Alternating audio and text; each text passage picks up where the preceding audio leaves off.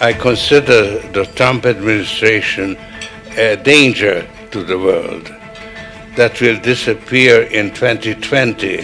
What if I told you that Bill Gates, Greta Thunberg, Al Gore, George Soros, Prince Charles, and Cardinal Turkson were meeting in the mountains to plot a global new order to be established on the back of the COVID pandemic? An outrageous movie plot? Or is it absolutely true?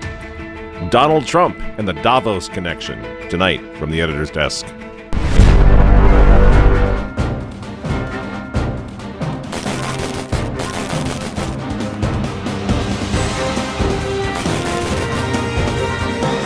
Hello again, ladies and gentlemen. Michael Matt coming to you once again from the offices of the Remnant newspaper.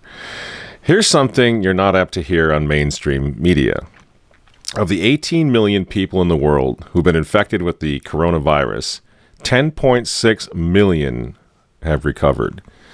This is according to the latest figures from Johns Hopkins University. In other words, the vast majority of COVID patients fully recover. This doesn't even factor in the millions who've contracted it, recovered, and didn't even know they had it. Friends, we need to have a talk. I mean, let's be really clear right from the outset. COVID-19 is not a hoax, okay? Worldwide, over 650,000 people, mostly elderly, have succumbed to it. This is not a hoax. Even with skewed death reporting, which we know is going on all over the place, this is a very serious virus. But so was the H1N1, the swine flu of 2009, which claimed the lives of 500,000 people. So was the Hong Kong flu of 1968, which claimed the lives of up to 4 million people. Flu is a nasty business. Now, do you remember these previous epidemics, pandemics? Probably not. Why? Because the media didn't freak us out over those. The country wasn't shut down. Healthy people were not quarantined. Schools weren't closed. Church services weren't canceled. Why not?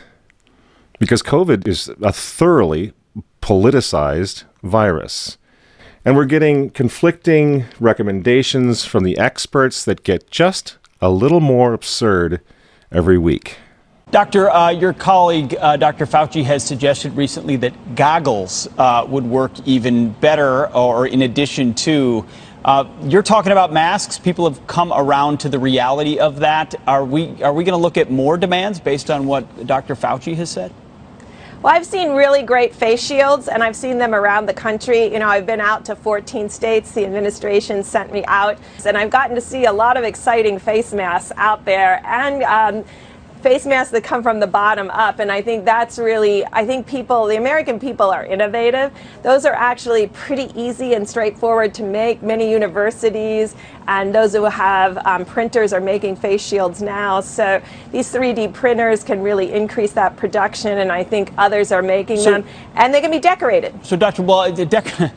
No one's really interested in decorations. I want to know whether face shields or goggles is something we're going to hear next. I mean, this isn't even funny. I'm so glad to see the guys from Fox over there are openly mocking this woman. I mean, people are losing their jobs. They're losing their homes. They're losing their mental health over this. Their kids aren't going back to school. They can't go to church. And this delusional woman with the scarves thinks that we're going to get a kick out of decorating our face shields? This is day 170, I think, of the 15 days to slow the spread, Dr. Birx. Do you have any idea of what the hell you're talking about? Because it changes all the time. No wonder nobody takes these people seriously anymore. And so here's the thing, friends. We need to get very serious about it. We need to have a serious conversation about it. Here at The Remnant, we've been saying since March, since the outset of this thing, that it's not the virus that we're questioning. I don't want to get the virus. I know you don't. I know some of you have lost loved ones or friends or whatever from the virus. I've known quite a few folks now who've gotten it. I don't know anyone who died. Everyone who I know, thanks be to God, has recovered. But it was never the virus that's the problem. It's the political exploitation of the pandemic, the COVID pandemic, that really, really must give all of us now serious cause for concern about the future. They're not playing games here. This isn't going anywhere. This isn't going away. And don't take my word for it. I wouldn't expect you to do that anyway. Let's talk about Davos, Switzerland. Here's where the leaders of the world are admitting exactly what I'm saying, that this is a Trojan horse. Now, in Davos, they call it the Great Reset, and it's scheduled now to kick off in January 2021. And if you want to know what's really going on here, if you want to know why the schools are probably, many of them are not going to open in the fall, if you want to know why you're wearing that dehumanizing face mask, even in your car, look to Davos. Now is the historical moment, the time, not only to fight the real virus, but to shape the system. We have a unique but rapidly shrinking window of opportunity to learn lessons and reset ourselves on a more sustainable path. What is it that would make it so that history would look at this crisis as the great opportunity for reset? The Great Reset is a welcome recognition that this human tragedy must be a wake-up call. The world's problems fit on three sides of a triangle. It's one versus many, man versus nature, and the unfortunate foundation is long-term versus short-term. Any recovery stimulus should have green conditions attached to it. We have to change our economy dramatically in the next 20 or 30 years, and the next 10 years is absolutely decisive. The recovery has to be greener than any of the previous recoveries. And then we need to couple that with new initiatives to equip more people with the digital skills they'll need. We have to live up to the expectations which we have created, and we will do so. On June 2nd, 2020, just a couple months ago, the founder now of the World Economic Forum in Davos, Klaus Schwab, wrote an article on their website in which he just comes right out with it. He says that COVID pandemic represents a, quote, rare but narrow window of opportunity to reflect, reimagine, and reset our world, end quote. Those aren't my words. Those are his words. The world must act jointly and swiftly, says Mr. Schwab, to, quote, revamp all aspects of our societies and economies, from education to social contracts and working conditions. Every country, from the United States to China, must participate, and every industry, from oil and gas to tech, must be transformed, end quote. And Mr. Schwab comes right out and admits that he can't do this without, you guessed it, Bill Gates. We are particularly committed to this initiative since the forum has been at the origin in its annual meeting in Davos of the Global Fund, Gavi and CEPI, together with the Gates Foundation and other founders of those crucial organizations, particularly today. And they're all there. All the movers and shakers of the world are in Davos at one time or another. Even Prince Charles, the insufferable Prince of Wales, got into the act in Davos in January. Unless we take the action necessary and we build again in a greener and more sustainable and more inclusive way, then we will end up having more and more pandemics and more disasters from ever accelerating global warming and climate change. So this is the one moment, as you've all been saying, when we have to make as much progress as we can. And of course, Antonio Guterres, the former Prime Minister of Portugal, who's also a Catholic and is now serving as the Secretary General of the United Nations, he's in Davos chiming in as well. A microscopic virus has closed down entire countries and economies. The Great Reset is a welcome recognition that this human tragedy must be a wake-up call.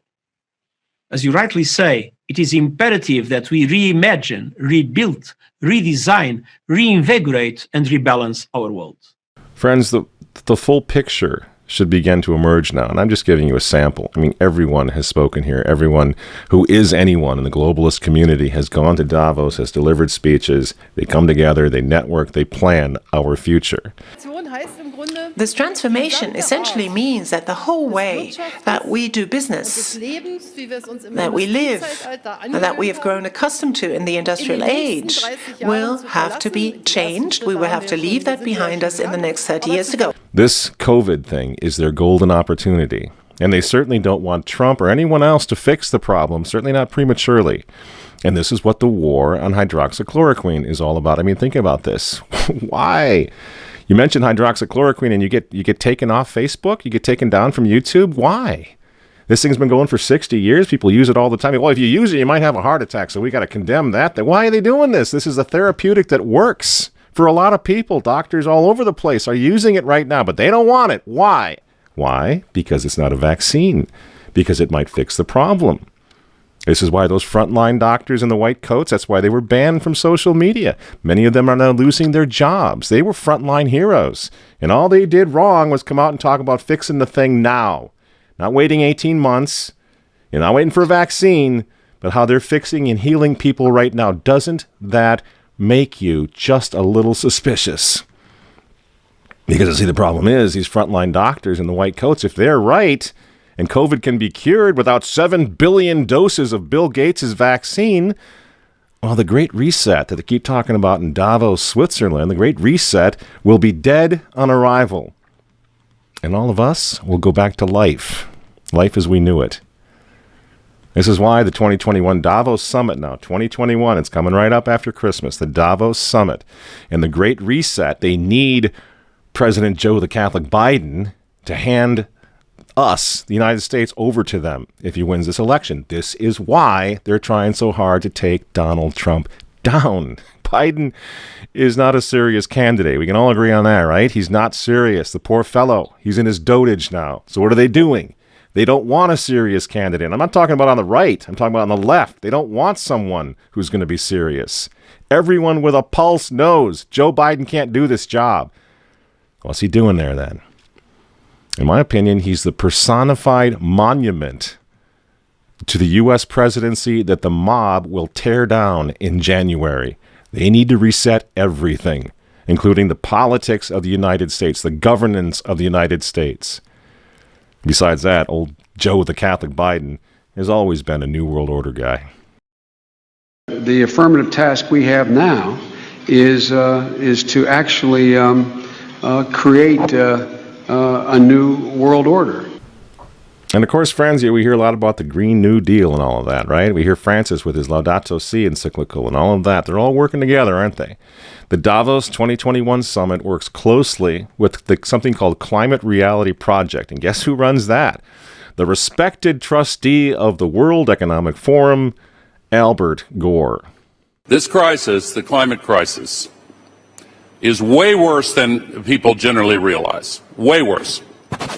It is getting worse still way faster than people realize. The burden to act that is on the shoulders of the generation of people alive today is a challenge to our moral imagination. But this is Thermopylae. This is Agincourt. This is the Battle of the Bulge. This is Dunkirk. This is 9/11. We have to rise to this occasion. I can't believe this guy is still knocking around. It's unbelievable. It's like a spoof, isn't it? It's Al again. I mean, and it's the same. And Davos brings them all in, all the ghouls from the globalist swamp. Our house is still on fire. Your inaction is fueling the flames by the hour. And we are telling you to act as if you loved your children above all else. And of course, drum roll please, Davos, Switzerland has its elder statesman, George Soros. George Soros's dinner at Davos is a bit of an institution at this event. He usually comes out with strong criticism of something that he feels is troubling for the state of the world. He didn't hold back either when talking about the US president, saying that he was describing him as a con man and ultimate narcissist. Even the fate of the world could be at stake in 2020 and the years to come as well, perhaps referencing there the upcoming, of course, election in the United States too. So George Soros really, using his platform here at Davos to speak to those, rich and famous who come to the World Economic Forum.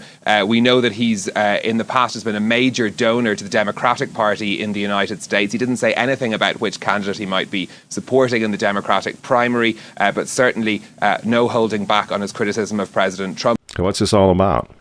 I think you know. I think we all sort of in our hearts, we kind of realize what's going on here. This is not about COVID anymore. This is about a reset of everything. And the United States of America is in the way right now of all of it. So they are destabilizing our entire country. The Great Reset, then, politically, economically, it wants to implement massive socialist programs and, of course, global climate change along the lines of the Green New Deal. The regulation is going to be unbelievable, and no country will be allowed to opt out of this. Why? Well, if an individual country opts out of the Great Reset, they're going to be endangering the whole world community, the whole world, through future pandemics that will be caused by climate change, Al Gore says, and overpopulation, says Bill Gates. You see how it works? No country will be allowed to opt out. This is what we're facing in November. And if you think the Catholic Church is going to protect you from what's coming, from this globalist takeover nightmare, think again.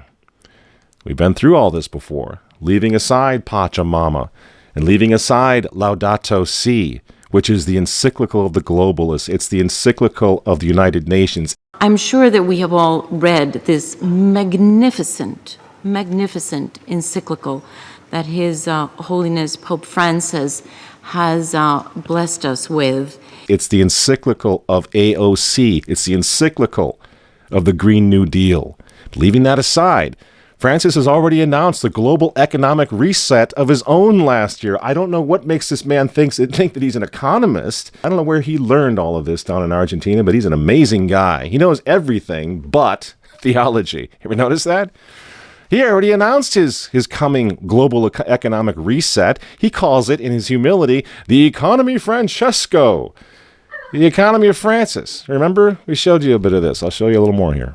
I will come for the economy of Francesco because we need a new economy, a new vision, and the teachings of Pope Francis in Laudato Si and in other teachings help to give us the pathway to a better world. Isn't that something? Now, this was announced last year, mid-2019. It's almost as if Francis knew that the COVID pandemic and the resulting economic collapse were coming. I wonder how he knew that. Isn't that weird? That he was already calling for an economic reset? Well, poor Francis, he couldn't make it out to Davos back in January when the big party happened. But he did send his representative, the globalist cardinal, Peter Turkson, in his place. Ladies and gentlemen, I'm pleased to welcome His Eminence Cardinal Turkson, Prefect of the Dicastery for Promoting Integral Human Development of the Vatican City-State, with a special message from His Holiness Pope Francis. Your Eminence, it is a pleasure to welcome you back to Davos. The stage is yours. This is to Professor Klaus Schwab, Executive Chairman of the World Economic Forum. As the World Economic Forum celebrates its 50th anniversary, I send greetings and prayerful good wishes to all taking part in this year's gathering. Everyone's in on the Great Reset. Well, almost everyone. There's one guy who's got the power to do something to stop it, and you know exactly where I'm going. And they made a mistake. They tried to get Trump on their side, so they invited Donald Trump to Davos, I think a couple of times. But in January, when Donald Trump, I think, really began to see the beast that he was up against, he went to Davos, to the World Economic Forum, and he stuck a mega finger in their eye. We're committed to conserving the majesty of God's creation and the natural beauty of our world. But to embrace the possibilities of tomorrow, we must reject the perennial prophets of doom and their predictions of the apocalypse. These alarmists always demand the same thing: absolute power to dominate, transform, and control every aspect of our lives. We will never let radical socialists destroy our economy, wreck our country. 2 days after Donald Trump gave that speech, the 89-year-old leftist weirdo billionaire George Soros made an emergency intervention where, at Davos, once again, warning that the U.S. 2020 election will determine the, quote, fate of the whole world. Now, in the context of Davos, take a look at this one more time. This is a month after Donald Trump addressed Davos and stuck the MAGA finger in their face. Here's what Francis, the Vatican, and Jeffrey Sachs had to say in response. And it is a dangerous country right now. It will be absolutely dangerous if Trump wins re-election. Trump wins re-election. Trump wins re-election. Francis invited this guy to the Amazon Synod as an honored guest and advisor. He's also Bernie Sanders' advisor. What's he doing in the Vatican? Why is this guy who's a promoter for socialist, out and out socialist, Bernie Sanders, what's he doing advising the Pope? Why does he have entree to the Vatican, friends? Sachs supports abortion and contraception, but that's not a problem for the Vatican. For the Vatican, for Pope Francis, and for his friends at the UN, Donald Trump is the problem, obviously, friends. Clearly, I consider the Trump administration a danger to the world, but I regard it as a purely temporary phenomenon that will disappear in 2020. Do you get it? Do you see why there's so much hate for Trump? Because with all of his faults, again, he's the capitalist. He's not the globalist. He never will be one of them, which is why he pulled the United States out of the Paris Climate Agreement. Donald Trump pulled the United States out of the World Health Organization. That's Bill Gates and company. And now he's threatening to pull the United States out of the World Trade Organization. People say, yeah, well, Donald Trump got married twice. He's a bad guy. Really? He's right in the face of the demons on this, friends. Nobody ever said he was a saint. He's knocking the sacred cows of the United Nations down all over the world right now. The General Assembly routinely votes 185 against the United States on almost everything right now. And you remember, speaking of the United Nations, in November of 2019, again, right before COVID landed, Trump went to the UN on the floor of the General Assembly, and he declared war on globalism. Wise leaders always put the good of their own people and their own country first. The future does not belong to globalists. The future belongs to patriots. And shortly after the speech at the UN, Donald Trump delivered, what do you think happened? The coronavirus was unleashed on the world, and Trump's booming U.S. economy went on life support. Do you think that was an accident? So when they tell all of us to stay home, wear your mask so grandma doesn't get sick, please understand what's really going on here. They don't care about your grandmother. They don't care about old people, these people. They don't care about babies. They want them aborted so that they can save the common home. Abort babies, millions of them all over the world. They don't care about babies. They don't care about old people. In fact, if you want to save your grandma, tell the globalists to stay the hell away from her. You remember how some of them, like Cuomo and characters like this, were running COVID recovering patients through nursing homes? That's how much they care about grandma. And the name of the game now is to bring the United States economy to its knees, get it out of the way, so that everyone will want the Great Reset. Make the new normal so intolerably abnormal that even you and I, maybe, at some point in the near future, will be begging for the vaccines because we'll be driven crazy by that point. Begging for whatever else is going to keep us safe according to our jailers and our handlers and our zookeepers. You see? That's what they want. That's why they keep using this term, new normal. You know what we do to fight back? Go to work. Go back to school. If you're healthy, take off the mask. And for heaven's sake, go back to church and pray that Trump wins in November. That's what the reset was on. That's what the Russia hoax was all about. That's what the impeachment hoax was all about. Don't you see? For 4 years, I've been trying to stop this man because if he strengthens America, if he makes it great again, if he brings the economy back again, the reset won't happen. The New World Order is going to be set way back. Who knows when they're going to have another COVID opportunity like this one again, and they know it. So ask yourselves why they hate this man. These folks, these men, they hate God. They hate the unborn. They hate the traditional family. They hate you. And they hate Donald Trump, whose political opponents, by the way, right now are knocking statues of saints to the ground. They're beating up cops, and they're burning flags.